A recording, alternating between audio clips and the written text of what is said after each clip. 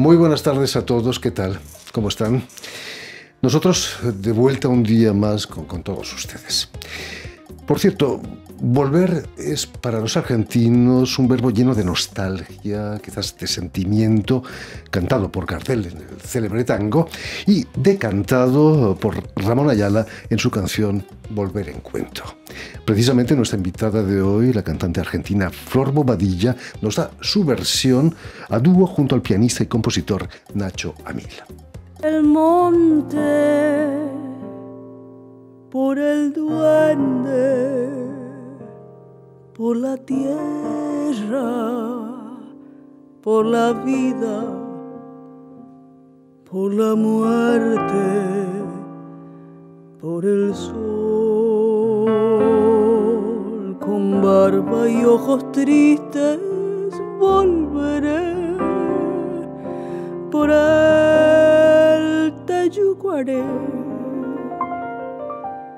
San Ignacio encendido de misterio y soledades, volveré, canoero. Muy buenas tardes, Flor Bobadilla. Buenas tardes, Jordi. Gracias por la invitación. Es un placer tenerte aquí con nosotros. Has venido maravillosamente acompañada por Nacho Amil, compositor, sí, pianista. Bienvenido también Muchas a Radio gracias. Francia. Un placer. Flor, para volver, hay en primer lugar que haberse marchado. Hay que haberse ido. Tener un cierto valor, ¿no? Una cierta audacia. Sí, probablemente una cierta audacia y también una necesidad de ver qué pasa del otro lado, ¿no? Para los que nos criamos en puertos es algo común ser de varios lugares o que nuestra identidad esté plasmada o tomada de muchas cosas, ¿no? De muchas culturas. En mi caso, soy de Misiones, del noroeste argentino, en el límite con Brasil y con Paraguay. Entonces, es una región muy abierta, donde también hay comunidades indígenas, en este caso guaraníes. Hay muchas comunidades a lo largo de toda la extensión de la región de Paraguay, Brasil y Argentina. Entonces, y también en Misiones se hace la fiesta nacional del inmigrante, entonces hay mucho inmigrante. Argentina es un país que ha recibido mucha inmigración.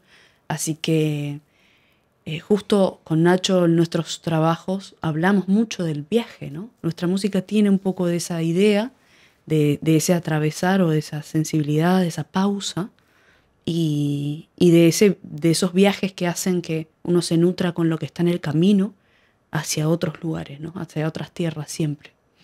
El problema de volver, Flor, es que nadie puede volver al mismo sitio. Porque uno cambia y porque los lugares, por supuesto, también. ¿No? Terrible, eso es sentirse un poco perdido en el mundo, ¿no? En cierto modo.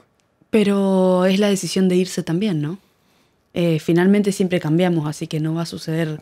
No, estando en un solo lugar también vamos a estar buscando por supuesto, esta vuelta. Volver, Nacho, puede ser también muy doloroso, como fue el caso de tu abuelo que pasó por los campos de concentración, Auschwitz, Mauthausen, algo que le marcó para siempre. Hablaba de esa terrible experiencia contigo. Wow, bueno, mi abuelo, sí, fue sobreviviente de campo de concentración y fue realmente muy lindo poder llegar a conocerlo, a convivir con él. A convivir con su forma de ver la vida, que era siempre súper alegre y como que nada realmente era un problema, ¿no? Él pensaba que la vida estaba como para disfrutarla y comer algo, hacer un asado, tomar un buen vino, ¿no? Y reírse siempre, ¿no? Entonces ese un poco fue su legado, ¿no? Es cierto que quiso venir a Argentina porque se comía bien. Sí. Le habían dicho, lo que él contaba era que en ese momento tenía para elegir un par de lugares que le habían ofrecido, ¿no? Como lugares para ir. Él en ese momento estaba en Inglaterra y bueno, eligió Argentina justamente porque, bueno, en ese momento se hablaba de Argentina como un lugar próspero de trabajo, pero por sobre todo hablaban muy bien de la comida. Y bueno, a eso con eso se encontró, ¿no? Una experiencia muy traumática, creo que pesaba 40 kilos Sí. cuando acabó la guerra. Sí, sí, sí. Según lo que decían los médicos, con un par de días más y no hubiera sobrevivido. Así que tuvo como un periodo de rehabilitación muy fuerte, si no me equivoco, por Suiza y mismo en Alemania también. No recuerdo exactamente ahora, pero sí, luego de estar rehabilitado totalmente, bueno, pudo viajar y terminó viniendo para Argentina y... Aunque son traumas que no se olvidan, eso marca. Incluso dicen que las Totalmente. generaciones posteriores tienen un problema con la comida, con el alimento, ¿no? Sí, bueno, sí, es probable. No sé si tendrá que ver a veces con el estrés que uno lleva en el vivir en una gran ciudad, pero sí, quizás lo he notado, ¿no? Como algo de siempre... la comida es algo muy importante, ¿no? Te gusta Algo- comer, me evidentemente. encanta comer y cuando falta comer es una prioridad, te diría, de urgencia, ¿no? Terrible. Por cierto, has compuesto la Antec Suite, Sí. una obra inspirada en el testimonio de tu abuelo, ¿no? Ajá, Que es una sí. manera de transmitir ese testimonio. Sí, totalmente. Eso me pasó años. Yo compartí con él hasta el año 2010, que cuando falleció. Y bueno, pude vivir muchos años y compartir con él. Y luego años más tarde, de hecho, viendo una serie de Netflix que se llama Numbers. Me movió mucho, esto fue años posteriores a su fallecimiento de mi abuelo, y me acuerdo que, bueno, ver esa serie, ese documental, un poco me movió, me movilizó un montón y dije, wow, qué fuerte, ¿no? Esto es parte de mi historia. Entonces, bueno, con esa idea trabajé un poco sobre un documento que él había dejado sobre su paso por los distintos campos de concentración y cómo fue todo ese periodo. Y en base a distintas imágenes que están en ese documento, compuse esta suite. Permíteme, Nacho, que explique que has nacido en Buenos Aires y que Flor ha nacido en la localidad, como nos contabas, de Posadas, Así es. en Misiones, pero que vives en Buenos Aires desde hace 15 años. ¿Es difícil para ti volver a Posadas cuando vuelves o no? Al revés, es volver a casa. Es que la casa ya está en otros lugares, ¿no? La casa tiene es movible. Lo mismo que la raíz, un poco es una raíz de agua, ¿no? No es la misma raíz hacia la tierra, es algo que se queda en los bordes, y que se nutre de esos bordes y sigue viaje. Entonces, sí es volver a ver a la familia, a compartir y a ver ciertas modificaciones del paisaje.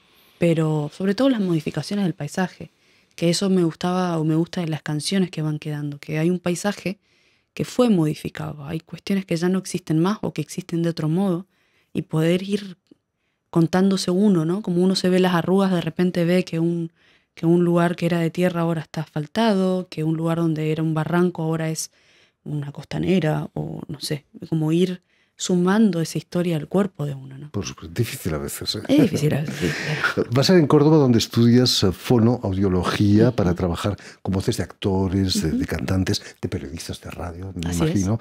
¿Tanto te fascinaba el mundo de la voz para ponerte a estudiar eso?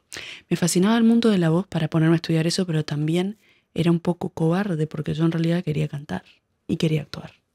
Y surge todo esto de tomar la decisión de hacerlo, o los primeros pasos de las decisiones a partir de una pregunta que me hicieron en un taller de percusión, no, en un taller de actuación. Mi primer taller de actuación en Córdoba, que en realidad le había acompañado una amiga a hacer eso, a actuar, y me empezó a movilizar muy profundamente, y ahí dije, bueno, estuve un par de años más en Córdoba y me fui hacia Buenos Aires. Pero en Córdoba comencé a estudiar fonoaudiología. También me di cuenta que todo lo que tenía que ver con la formación de la voz, en ese momento y en esa carrera no estaban. Se hablaba de todo lo que está alrededor. No se hablaba de la voz todavía. Estamos hablando de 2009, un poquito antes, 2006, 2007. No existía casi. Lo mismo me pasó cuando estudié música en Misiones. Siempre fui buscando lugares de formación aún mayores de lo que tenía acceso urgentemente porque no había lo que yo buscaba. No existía. Y muchas veces ese no existir implicaba que uno tuviera un margen de imaginación para hurgar e inventárselo. Yo suponía que habían cosas que tenían que existir, pero donde iba no había. ¿Qué es lo que te llevó a la actuación? ¿También ganas de subirte a un escenario? No. Siempre hay algo de lo que me pasa con la música también, que si bien a veces me subo a escenarios, es como algo de la fiesta popular.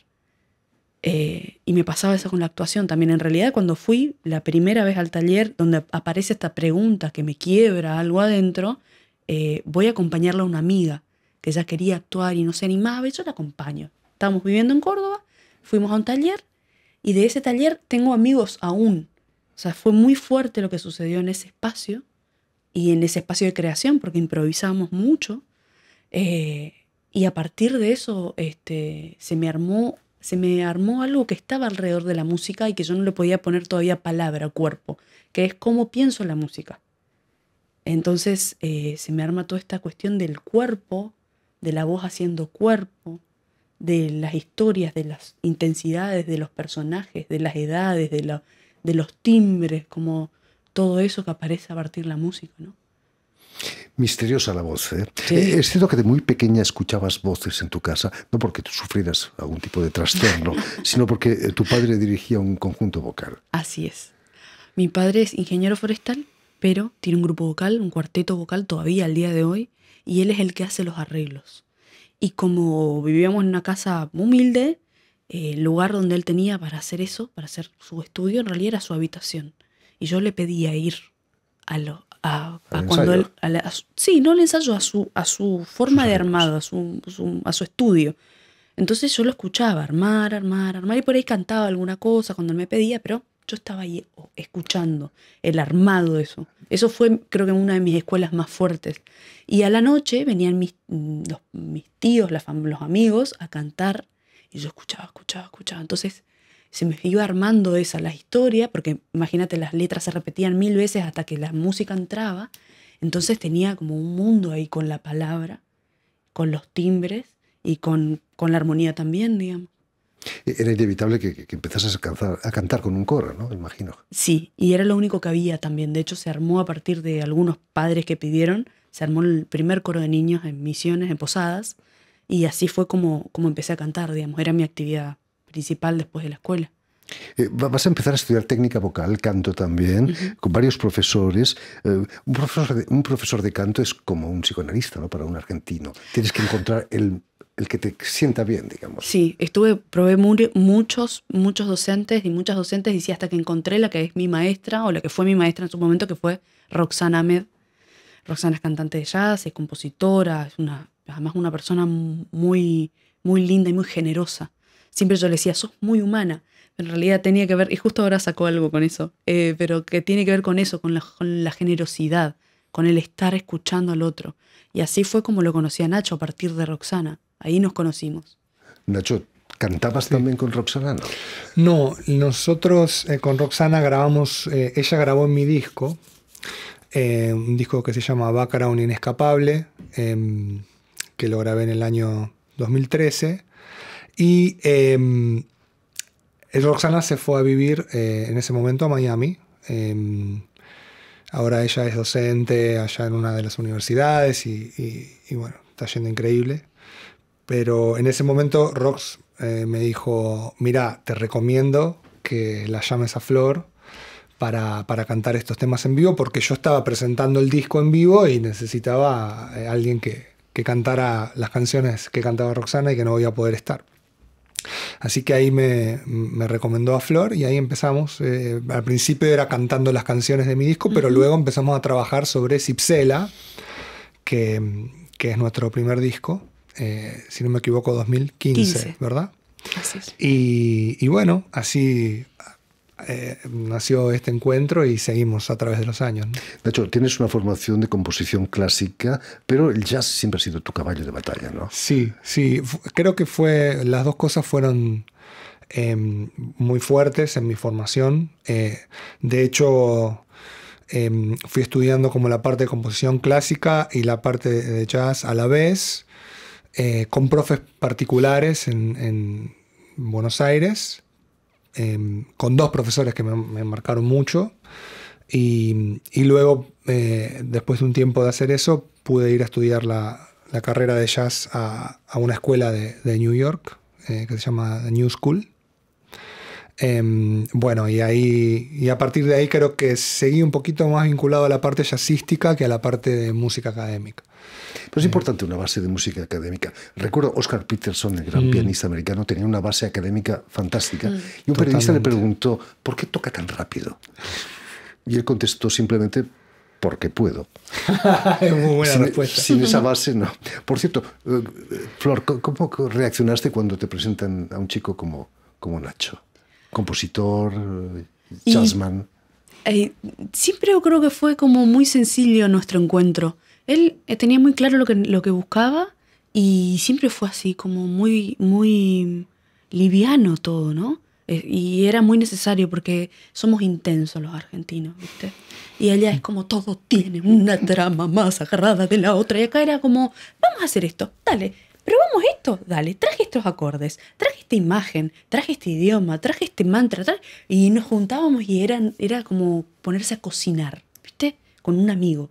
Y fue siempre así, al principio con la propuesta dada y después con el empezar el armado de Cipsela, que es este primer disco que grabamos en 2015, y por supuesto en el devenir también para este segundo disco que estamos compartiendo en este momento de gira, ¿no? Es cierto que utilizáis la vida cotidiana como materia de vuestras canciones. Sí, creo que es el alimento principal, ¿no? Porque de eso es lo que hablamos en realidad. Los tarareos quizás en la ducha. Claro, todo lo que sume, digamos, todo lo que conforma el cotidiano, porque es lo que compartimos todos, es el lenguaje de todos, ¿no? Acabáis de volver, bueno, estáis en plena gira europea, habéis estado en Madrid, en Portugal también. Acabáis de venir de Toulouse, que creo que estabais ayer en Toulouse. Sí. ¿Cómo percibe el público europeo vuestra música? ¿Mezcla entre jazz, tradición, folclore argentino? Estamos muy expectantes de eso. En mi ojo, siento que fue muy bien recibida la música, porque realmente no sabíamos con qué nos íbamos a encontrar. Por lo general, es más bien recibido algo súper estructurado, como puede ser el folclore de repente. Y acá nosotros hace rato, este dúo tiene ese encuentro, ¿no? Ese encuentro como muy variado. Entonces, no sabía cómo iba a ser, y todas las fechas fueron muy bellas. Y eso es con la gente que se queda a charlar, a preguntar, a interesarse, digamos. Quizás, Nacho, porque Argentina es más europea que Europa, quizás Borges decía que estabais en el extremo occidente. Sí. ¿Sientes esas raíces europeas en tu música? Sí. Bueno, yendo un poco no solo a mi música, sino pensando en mis abuelos y tatarabuelos, tengo de un lado es Polonia y del otro lado es España e Italia, ¿no? Entonces, sí, claramente está en la sangre, y sí, me relaciono, digamos, con la música europea. De hecho, fue parte de mi formación. Creo que toda la parte académica viene de estos lados, y bueno, después está la parte del jazz que viene... creo que viene de estar en una gran ciudad, que Buenos Aires es una mezcla de el tango, que es inescapable porque está ahí, el folclore porque te vas 50 kilómetros por la ruta y te sentás a comer un asado y están tocando folclore para quienes están comiendo, y después está el jazz porque es una gran ciudad y hay influencia de todos lados, y entonces, bueno, creo que es un poco eso, ¿no? Lo que pasa en la música, por lo menos en lo que puedo aportar desde el piano, y lo que intento también, que es parte de la identidad, es, bueno, soy esto, intentamos aportar algo desde ese lugar. Y este miércoles precisamente vais a actuar en el Conservatorio Nina Simone, un lugar mítico aquí en Romainville, al lado de París. ¿Qué supone para vosotros esta culminación de la gira y el nombre de Nina Simone, quizás? Es un montón. Es como... enorme. Es enorme. también es loco porque uno va recibiendo lo que va haciendo y te vas encontrando. Como no sé si si uno dimensiona realmente lo que está viviendo, va sucediendo y van apareciendo estos nombres. Y decís, bueno, si está esto en este momento en el camino es porque en algún punto tenía que estar o es el momento. Y dado eso también yo quiero agradecerle a Alfonso Pacín, que es un músico argentino que vive hace muchísimos años acá y que ha construido una serie de lugares que son hogar para mucha de nuestra música y para la construcción también de la memoria. Así que principalmente agradecerle a él, que es parte de este mismo encuentro también. A él y a Eduardo Pérez Piedad también, que me nombró, que te nombró y que dijo hablemos y conectemos y acá estamos. Así que al hilado de la construcción que hace que uno esté donde tiene que estar, que esta vez estemos en este auditorio compartiendo nuestra música nutrida de todos, de toda la experiencia que nos tocó y que elegimos. Desde aquí les mandamos un saludo muy cariñoso. En fin, pues ya lo saben, si están aquí en París no se pierdan la actuación de Flor Bobadilla y Nacho Amil este miércoles en el Conservatorio Nina Simone de Romainville, aquí en París. Muchas gracias a ambos por haber estado con nosotros. Mucho éxito aquí en París y en otros pagos, como dicen en Argentina. Permitidme también que dé las gracias a Alice Menard y a Suel Kedir, quienes se han ocupado de la realización de este programa. Y también saludar a nuestros telespectadores, porque también los tenemos, que nos siguen en toda América Latina, desde Chicago hasta la Patagonia, gracias a una cadena de televisión que se llama Unión Continental Latinoamérica, esa cadena de la OEA, la Organización de Estados Americanos, y una red que se llama TAL, que reúne televisoras públicas y universitarias de los dos continentes. Y a ustedes, muchísimas gracias por su atención y les damos cita para una nueva edición de El Invitado de Radio Francia Internacional. Canoero, rema y rema en un cuento de dolor, cabalgando el horizonte por el río que se pierde.